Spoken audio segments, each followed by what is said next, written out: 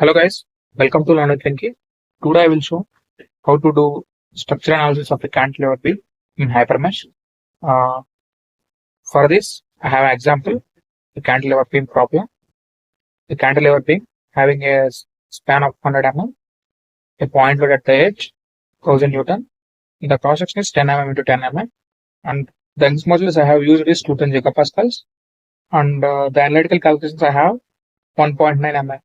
So this calculation I have made, I got around 1.0 mm deflection in y direction.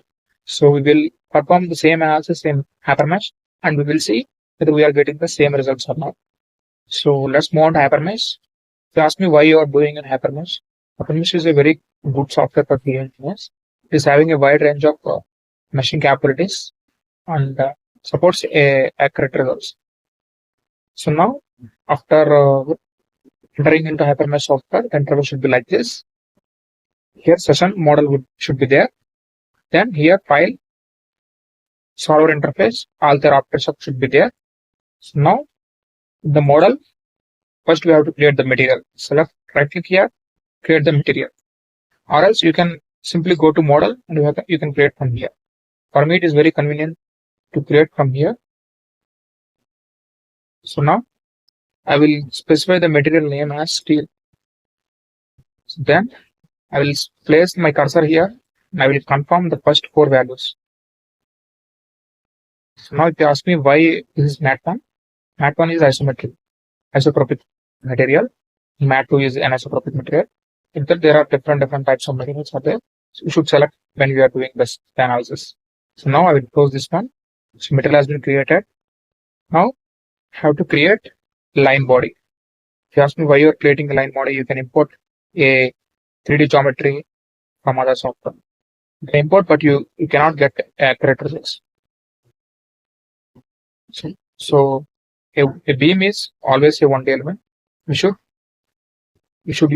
create by 1D object only.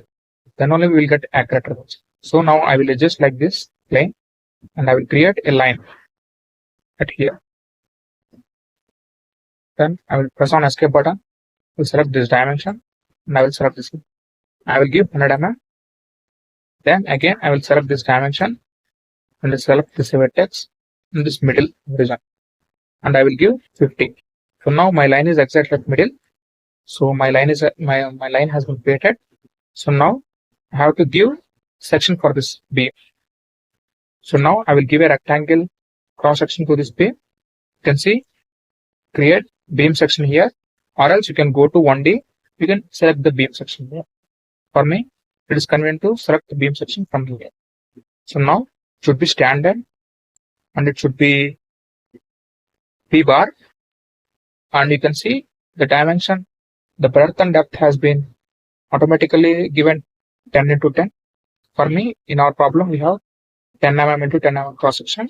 So it is fine for us. For giving, you can see the calculations has been done, the moment of inertia on XYZ directions, all those things have been done. So now we'll close this one. Our section has been created. After creating the section, we have to create property.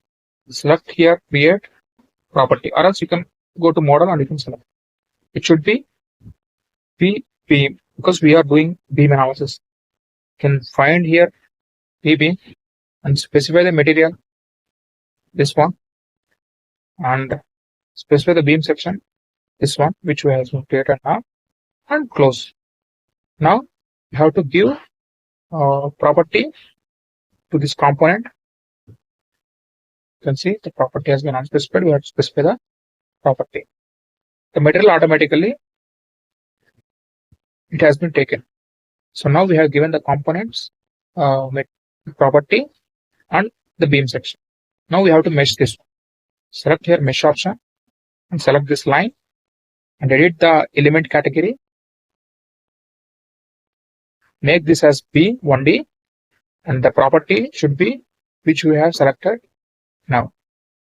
Now you can close this one and give element size as 3 mm and select the right option. So now you can see the nodes and the elements has been created. 33 elements and 34 nodes has been created. Now meshing is completed. We have to analyze this one. We have to give the boundary conditions and we have to press on analyze this one. So now firstly we have to give constraints. For a beam, cantilever beam, we have fixed support at the leftmost end and we have a force at the rightmost. So now I will select this uppermost node and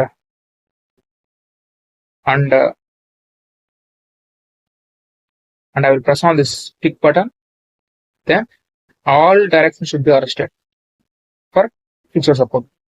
So click on the create option. Then you can see a triangle has been appeared.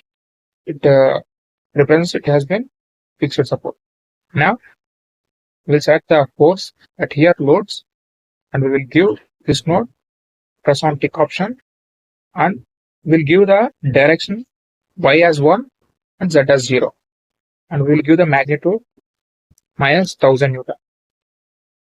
Press on create. So now you can see the vertical force has been created. Now we are done with boundary conditions. We have to analyze this. Before analyzing, we have to do some small step. Go to model and create load step. And this is the very important step.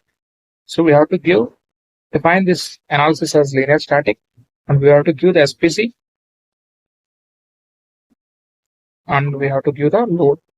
These two are important for static analysis. For model analysis, the time curves, all those things will come. So now I will close this one. I'm done with this and I will go here and click on this run option and I will give the name as Cantilever P analysis. So now I will save this one. It has been saved and it will ask to export all standard, preserve and export. The solver automatically calculate this simulation. It will pop a message run. So now it is showing the analysis has been completed. So there is no errors. So just close this one or you can visualize the results from here. For me, it is convenient to visualize the post process. So now I will click on this plus button and I will select the file which we have exported just now, and I will open this one. It will take little time. So now the interface should be like this. So now you have to select the contour and you can see it is automatically calculated.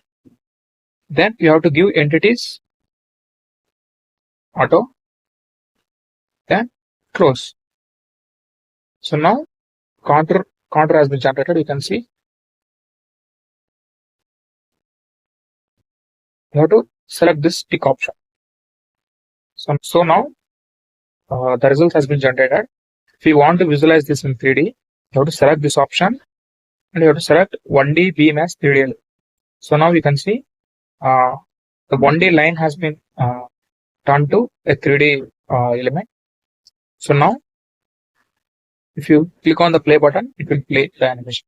But the deformation is very low. If you want to visualize this in like more deformation, you have to select this here, deformed plot, and you have to give here 20 scale, and you have to select this plot here. So now it has been plotted. You can check the animation. So now you can see our beam is deforming like this. So the more deformation is at end, the low deformation is at support. So now you can see we are getting around 1.9 mm deformation, which we have seen in our calculations. So that's all for today. So I think I have shown you how to do such analysis of the cantilever beam. Not only cantilever beam, you can analyze any beam or anything. So in the next video, I will show how to draw shear force and bending moment diagrams in HyperMesh. So this is how you can perform cantilever beam analysis. So thank you. If you like this video, please do subscribe